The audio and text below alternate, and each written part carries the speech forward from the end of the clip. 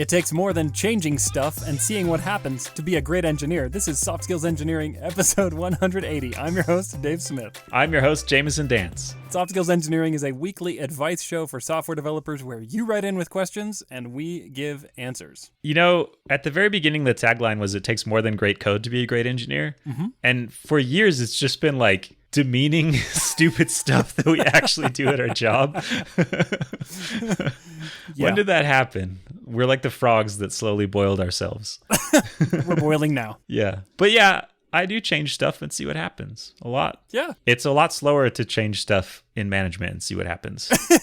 The feedback cycles can get pretty long.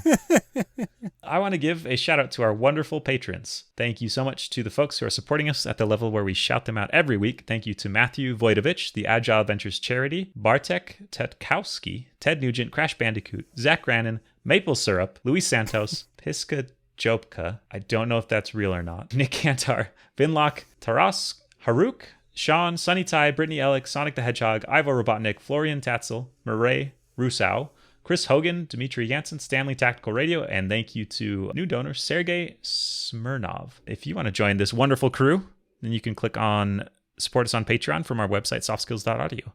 And you will get an invite to our Slack channel, which will teach you nice things about how to be a better soft skiller. Yes. Not from us. The other listeners are very smart. That's right. We crowdsourced it. Yeah, it's great. I check it pretty regularly, and I like the conversations we have there. Mm-hmm. Me too. Do you want to read our first question? Sure. This one comes from Fred Flintstone. Probably not their real name. We'll go with it, though. He has a lot to learn, though, if it's the real one. We can help you. True. Trying to think of the name of Fred Flintstone's boss that he's always getting in trouble with. Yeah, I don't know. I haven't watched that show in decades. All right, that one's going to go unanswered. All right. Okay. That's information we could never learn the answer to. All right. The question is, how do I inspire attention to detail in my coworkers? I've been frustrated with another developer on my team who pays a lot less attention to detail, and it results in many bugs that I end up fixing and sloppy commit history, which makes debugging issues more difficult. I received a suggestion from a mentor to reframe my thinking from, I failed to enforce good practices, to, I failed to inspire good practices. Having approached the Zen master... That's you, Dave. Okay, that's funny. Maybe Zen with an X, virtualization. Having approached the Zen master, I'm hopeful for your additional advice/humor. What are some actions that I can take to help me on this path of inspiring versus enforcing? I'm just looking at the list of symptoms. Sloppy commit history. I am the sloppiest committer. Oh, man. I just head on the keyboard, mash comments to put in. Yeah. I know some people are very into every commit should be a logical grouping of functionality that leaves the program in a working state. Yes. And I just cackle as I break my commits down by character. One letter at a time. It's like needle in the haystack to find the commit that compiles. You're like, I use get bisect every day. Sometimes I leave little choose your own adventure puzzles for myself in the Git history. Branches that loop back and refer back to themselves. Wait a minute. You figured out how to make the directed acyclic graph of Git be cyclic? No, but that would be cool. You could build a text adventure in it. I mean, I'm sure you could build a text adventure in it already. Yeah, just no cycles, which is actually great. Yeah, it would be a friendlier text adventure. Right. Okay. That'd be cool, actually. Now, pivot time! Anyways, I would be a sloppy person on this team. I usually do rebase my stuff locally before I push it up and leave a giant mess, though. But I guess the point behind that ramble is that shared practices usually come from shared values. Mm-hmm. And it's possible that the other person on this team is commit history. I've never used git bisect ever in my life. And maybe we should say what that is just to give context, I guess. It's a tool that you hope you don't have to use. Yeah. Yeah. Usually, yeah. Yeah, it's a tool for doing a binary search through Git commits. Usually you start at a known good commit and a known bad commit and are trying to find the commit that moved you from good to bad. And so it'll kind of check out commits and search through them to help you identify where it went wrong. I'm just imagining someone bisecting on your commit history and they're like, aha, it was the letter H. It was the 14th semicolon. I knew it. So I will continue to rabbit hole on this issue. I feel like clean Git history, where I have seen it, has felt like just as much of a philosophical argument as a technical one. And philosophical arguments are hard to make convincing cases for in practice, usually in software. It's easy to have disagreeing philosophies, but it's harder to have disagreeing data about what actually works. So I feel like the more kind of esoteric and prone to opinion a subject is, the harder it is to get consensus on it. Yeah. But I mean, just breaking stuff, that's bad. Bugs, Yeah. Nobody likes bugs. Right. And I think what's going on here, if I read that symptom properly, it says that the coworker writes a lot of bugs that I end up fixing. Yeah. And I wonder if the sloppy commit history actually results from that. It's like, oh, Bob, you changed this line. It's like, well, actually, I was just fixing a bug that so-and-so, created this feature. It wasn't me, That's a good point. If you're trying to dig through what someone else did, a clean commit history would make that easier. Yeah, like in a perfect world, you would look at a line of code, you would load up a single commit, and it would tell you everything you need to know about why that code exists. But in reality, you end up having to go down this rabbit hole of twists and turns and where did this come into being? Someone refactored the whole world and that's why, or actually more like reindented. Yeah, that makes sense. Someone like Jamison introduced a linter and changed 5,000 lines. Yep, I just got to bump those numbers up. Yep, pad the stats. So I failed to enforce good practices I failed to inspire good practices. Yeah, so how do you inspire someone to do everything the way you want them to do it?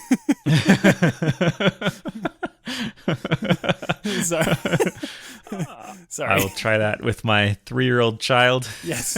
Honey, I've taken away your dragon to inspire you. Yes. To new heights of not hitting your mother. I just have this preference that you don't hit people. We just have a shared culture of finishing our grilled cheese when we put it on our plates for dinner. Shared practices come from shared values. They do. And the value is no cheese left behind. So let's say that it's not so much about personal preferences, and let's say it's not so much about do you squash your commits or not? Because I think those are preferences, and I think the whole world tends to get really wrapped up around these things that don't actually matter. But when you have a teammate who is literally creating bugs that slows down the rest of the team because they didn't pay attention to certain details that really matter to your domain, which ultimately manifest as issues that a customer or a user will block them from using your software. How do you inspire that attention to detail? It's really tough on a team when one approach you could take is to try and come up with some shared agreement with the rest of the team. And it's very clearly in your mind targeted at this one person. Okay. Hey, everybody, we all agree to have clean Git commit histories, right? And you all look around and nod at each other, and then just nothing changes. Yeah. I guess it's hard to hold people accountable, especially as peers. Yeah. I think you have to raise the output or the effect it's having on output, which is that you're creating a bunch more bugs. And if you could trace it back to that, that's a stronger case of we need to make sure we have unit test coverage or commit in this, I don't know, follow this Git commit flow or because it will help us reduce bug count. But that's still hard to say as a peer to another person that, hey, you're introducing a lot of bugs when you do this. Is it? I don't know. That feels like the core of the problem. It's not like they're not. There's this good book that I like called Performance Appraisal, and it's about how you give feedback about performance. And it gets into the distinction between talking about people's characteristics and their behavior. And you could start talking about how they don't pay attention to detail. And that's pretty vague, and you're kind of hypothesizing about them as a person, and changing people is really hard. But the more you keep it focused on specific outcomes, the more direct and actionable the feedback is. So if instead, maybe they are sloppy and don't pay attention to detail, but that will not give them a thing to change if you just say, hey, you have a poor eye for detail. So I do think you have to focus on the specific behavior that needs to change, which is you just need to have fewer bugs in your code. Do you just love bugs? You need to write fewer bugs instead of more bugs. That's when you hand them a copy of Jamison and Dave's international bestseller, No Bugs Driven Development. Exactly. And we will consult with them for a reasonable fee. Totally reasonable. We'll find every bug and say, shouldn't have done that. That thing you did, you shouldn't have done that thing. That is not part of this process. Yeah. Yeah, it's hard. So you're saying focus on the outcome you want and don't focus so much on making judgments about their character per se. Yeah, Dave, we should replace me with you. Because you say the stuff I'm trying to say. No. But better. That's what I'm saying. That is not true. That is not true. Yeah, focus on the outcome, not their character. And it's easy to get defensive if someone attacks you. If they say, hey, you're really sloppy. No, I'm not. Yeah, exactly. Like, have you seen the part in my hair? It is very neat. Watch how cleanly my fist will impact against your face as I defend myself. How's that for sloppy? You're drooling on the floor. Can deliver a neat, open-handed slap. I will say this. One of the big challenges about software development is that there are so many details. And, like 90% of them don't matter. You know what I mean? There's just so many different ways you can do things that just don't matter. And so maybe the problem here is that your coworker's having a hard time zeroing in on the details that are actually important. They're just being onslaughted by all the others. What do you do about that, though? I'm just here to point out problems, Jamison. I don't know how to solve them. I mean, it feels like one of the ways this could go wrong is if it devolves into you nagging this person and saying, hey, you missed this thing, you missed this thing, hey, you missed that thing. And ideally, you want them to do it themselves somehow. Yeah, because, we have a situation here where a detail eluded some person. And I'm resisting the urge to say, well, they're just not a detail-oriented person. So let's just say a detail eluded them for somehow. What is a scalable mechanism by which you can ensure that other people are not eluded by the same details? If it's a bug and there's some assumption, which, by the way, most bugs, I would say, are caused by invalid assumptions made by developers, not weird language features, unless you're in C++, not, other quirky things about tooling. It's usually about assumptions. Like, I assume that this user object is always going to have a ID field, like things like that. And then it's like, turns out there's this one important business case where it doesn't.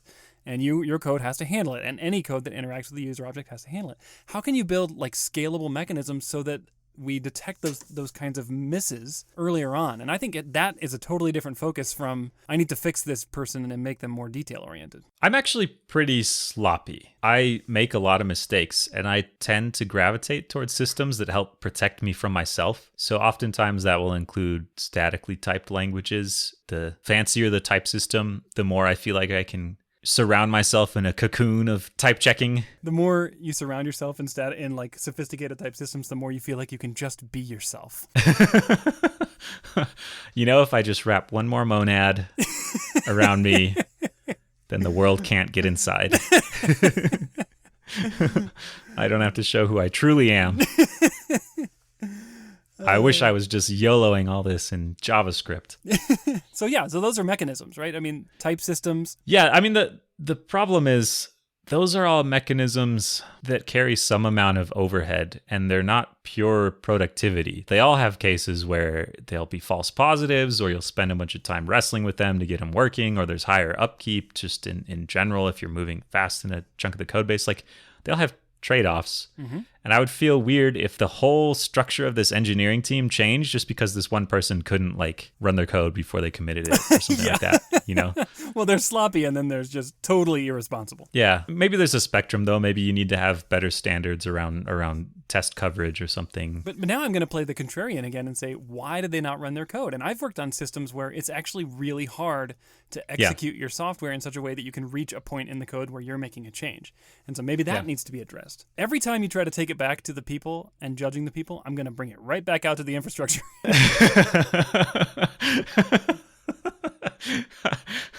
All we need is another startup. We'll just reach for another SaaS tool. At what point does it become the manager's responsibility to step in? So it sounds like this is a peer, concerns about their peer. Yep. When do you bring it up to the manager to say, hey, I have these concerns about how this is affecting my work? Yeah, that is a very important question. And I'm sure it has a very good answer.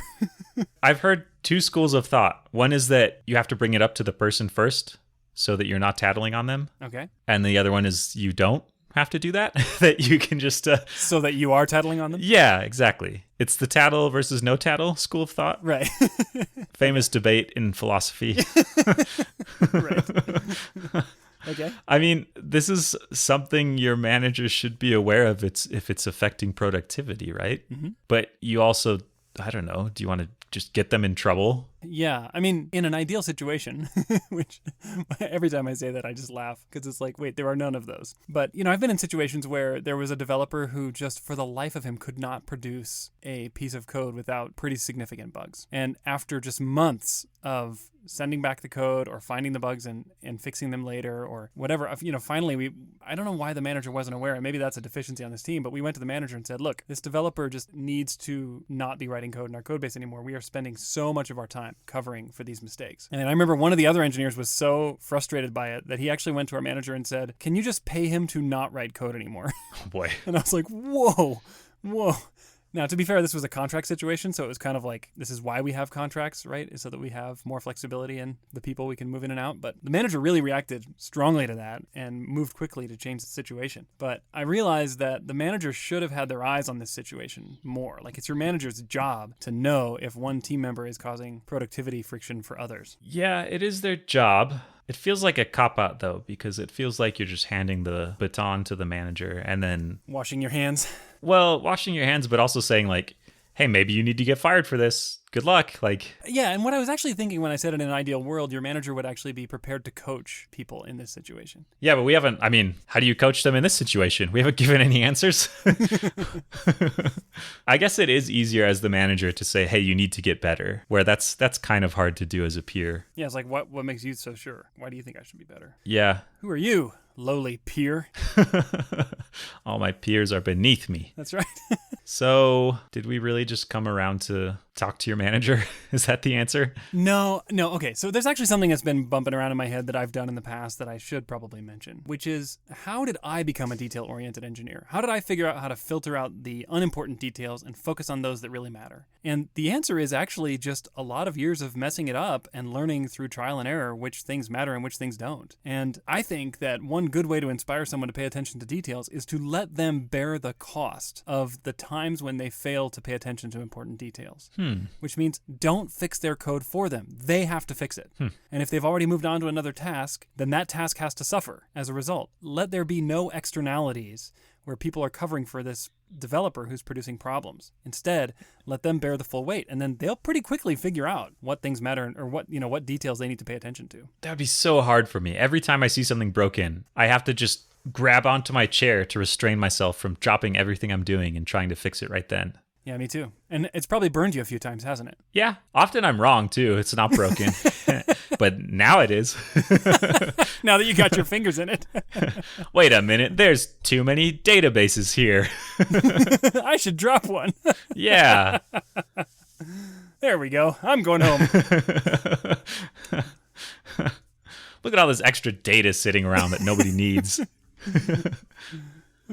That's really interesting. Have you done that successfully? Yeah, I think managers are better positioned to do that because they're already in a situation where they're not supposed to be jumping in and doing the work for their team. Yeah. They're supposed to be delegating and assigning tasks, prioritizing and whatnot. And so it makes perfect sense when an issue comes in to route it right back to the person who owns it. Yeah. But to do that accurately, you have to be a pretty in-touch manager to know who built this, who caused it, Or you need really good Git commit history. And we've come full circle. I was just thinking, now we know why your commits are the way they are, Jamison. Yep. It's not about performance art. It's about hiding your tracks. So anyway, I think that, and when I look back over my past and I realize, all the mistakes that I've made have made me a better engineer because I can pay attention to the junk I did and fix it and not do it again in the future. But I can only do that if I know that I did it wrong in the first place. Yeah. So it feels like one of the worst ways this could go is nobody says anything until it gets bad enough that something explodes and then this person gets fired. Yeah. I feel like earlier feedback is generally better, even though it's hard to give. It's probably not going to get easier to give. Mm-hmm. Oh, it never does, right? And I've certainly been around places where it was impolite to say, hey, you did a bad job. But it turned into more impoliteness, which is, hey, you don't have a job anymore. From you did a bad job to you don't have a job? Yeah, enough avoiding conflict turns into more conflict eventually. Right. Magnitude grows. Yep. Well, I think Dave gave you good advice, and you should do what Dave said. I think you should do what Jamison said and cover your tracks. Oh, all right. Well, we've answered the question then, clearly. Yep. You want to read our next one? Yes. This is from an anonymous listener. I am planning to move to a new city for my significant other to get another job and will likely need to leave my current job to do so. Should I tell my manager up front when we start looking for new jobs or wait until we are actually moving? Good question. I sense a false dichotomy here. Okay. Where you've only listed 2 options, but there's a third option. What is it? Tell your manager after you've already moved.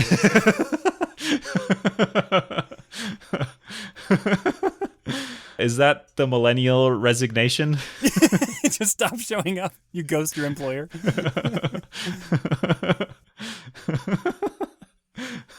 Developers are so cushioned a lot of the times. I wonder how long you could get away with just not showing up. Huh. Well, off to try. There's only one way to find out. Yeah. I just imagine you calling your boss after you moved to the new city and got your new job, and you're like, hey, I moved, so I'm going to be to the office never.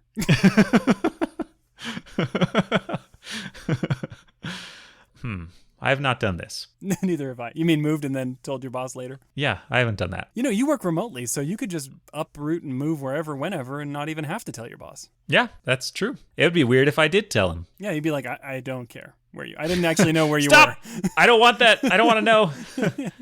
As long as you stay in the same time zone, it's very little impact. Yeah, it's not too bad. So you can move north and south all you want. That's why I'll be heading straight up to the Arctic Circle.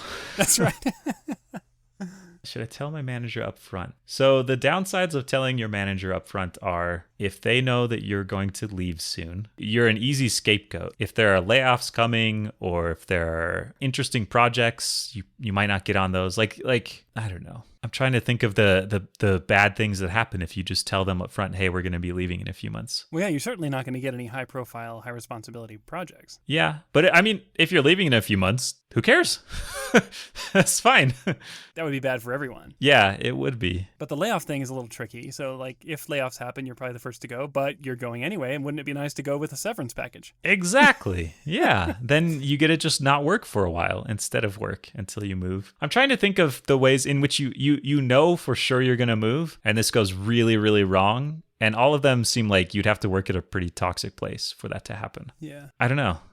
I think you should just tell them. Do you really? Okay, that's interesting. So I went through a situation kind of like this, but I did not want to leave my job. So I wanted to try to make it possible to arrange for a remote working arrangement. Were you moving no matter what, though? Well, not exactly. So I was kind of feeling out my options at this point, and moving was one of the options on the table, but it was going to depend on several factors, not the least of which was how would my company react when I said I want to move and continue working for you. Yeah. And so I gave them about 4 months of heads up time and said, I'm considering moving for family and personal reasons. Could we make a remote work arrangement work? And they took a few weeks on that and came back and said yes. So that actually worked out great for me. Now, if they had said no, now I'm in a bit of a pickle because I basically told them I want to move. Mm-hmm. And so if I wanted to hold on to my job as long as possible until I actually did move, now they would be skeptical, you know? Yeah. It would feel awkward, but I'm not sure there would actually be any super negative consequences. I think if you're for sure going to move, though, I don't know. As long as things are pretty okay, I don't think it would be that bad. Yeah, the other thing you have to do is consider the other side, which is you wait to tell your manager until the traditional 2 weeks notice time. And then you tell your manager, hey, I'm moving. My significant other got into some school or some other job somewhere. And now your manager is like, wow, you've been having these huge life changes and you didn't tell me for the last 3 or 4 months. That's a little awkward too. It would have been nice to know to plan around this. Mm-hmm. Yeah, I mean, you certainly don't owe it to them, to be clear. I think it's not this imperative that you tell them, but I feel like telling them is going to preserve the relationship better and allow you to transition better. If you don't know for sure that you're going to move, I could see it being a little bit fuzzier. And especially, I mean, maybe you don't know when you're going to get this new job either. Maybe that's a little bit tricky too. But at least giving them the heads up. I would also appreciate it as a manager to know, I mean, maybe I could make it work to have them work remotely if we're not a remote team. Yeah. Maybe it would give me a chance to try and keep them around in a way that works for both of us. And if you have a really trusting, positive relationship with your current work, they might even be able to flex with you while you go out and do house hunting trips or interview at other companies in the other city, because that takes a lot of time. Yeah, the thing about the reason for leaving is it's so non-threatening to the company or the boss. Oftentimes people leaving feels like you're rejecting this company or this boss or whatever. People sometimes take that poorly. But this is literally just a totally non-connected life event of like, hey, my significant other has this really important thing and I'm going to support him, and it's nothing to do with you. It's the easiest way to leave. Yeah, exactly. Like, hey, things are great. I'm going off into the sunset. We're moving to the Arctic Circle. Yeah, the Arctic Circle. Yeah. We're moving to the Arctic Circle to man an icebreaker. As my significant other has always dreamed. We're doing it for the wacky time zone and weird daylight changes throughout the year. Yep, we just want to sail in a little mile-long circle and go through all kinds of time zone changes. Yeah. Just like rotate around. That's probably not how the North Pole works. Huh? I actually was just wondering, like, if you live on the North Pole, could you just step out your door and... You just spin around and you've gone back in time. Yeah. I am the master of time. What time is it? It's any time you want it to be here. Yeah, I don't know. Maybe I'm being naive, but I don't see how this will blow up in your face. I think you've had really good work relationships, work environments. Yeah, that's true. Maybe I can't imagine all the negative things out there. I mean, so say you tell them and you don't get the fun projects, and I don't know, it's fine. You're leaving. So it's not like you have to...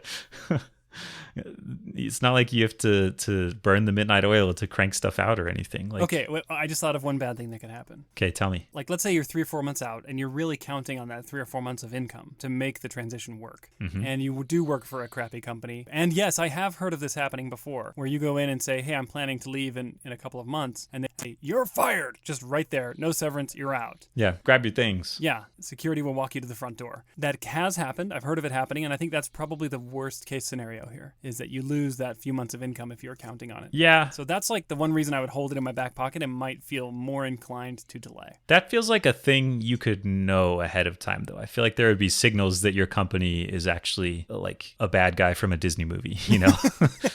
Yeah, right. So I guess if you have that context, then yeah, maybe play it a little bit sneakier. Maybe that's the two ends of the spectrum. So on the one end, you have Jamison as your boss. He loves you and cares for you. And he would never do anything to hurt you unless HR told him to. And then on the other side of the spectrum, you have Disney bad guy. And so it's 3 months until go time. And on Disney bad guy, you're doing 2 weeks notice. And on Jamison, you're doing 3 months. But, you know, you might be somewhere in the middle. That will give me time to arrange the care package to arrive at your new destination. The housewarming gift. Yep. So, you know, maybe you're in the middle. Maybe you're 6 weeks. Maybe you're halfway between evil Disney character and Jamison is your boss. Okay, that's... You just average them? Yeah. Yeah, should I tell my manager up front? I mean, I think I would tell them as soon as you know for sure that you're leaving. That's what I would do. Because that can change, right? Yeah, if you're not sure, then it can get weird. Because if you might be leaving, then you might not. It might plant the seed of like maybe they'll leave again someday. Mm-hmm. I mean, I don't know. It's tech. 10 years are relatively short. So no one's going to stick around forever. But still, there's this weird thing in managers' brains where they sometimes pretend like people will stick around forever. Yeah, like it's only been 5 years. Yeah. How could you betray me? Or we've been together for 5 years. Like our relationship is going to stand the test of all the rest of time at work forever. That's right. Until we get sold. But I think if you know, you just, I don't know. I would just trust. That's what I would do. Trust that nothing bad would happen to me. Perfect. Nothing could ever go wrong if you believe everything is great. Yep, exactly. Have we answered the question? I think so. Good luck. What should people do if they want their own questions answered? Go to softskills.audio, click Ask a Question, fill out the form. Thank you so much to everyone who's done that. We will get to them eventually. What can people do if they want to support the podcast? Click support us on Patreon from our website, softskills.audio. And then another thing you can do is share the show with people. Tell people about it. Tell them to listen. Tell them that I'm 6'5". Okay. That would support the show. I want people to be real disappointed if we ever meet in person. They'll be like, oh, you're so much shorter. I get that a lot. That's because we're using space feet. Yes. They're different. It's, space imperial metric system. Right. All right. We'll catch you next week.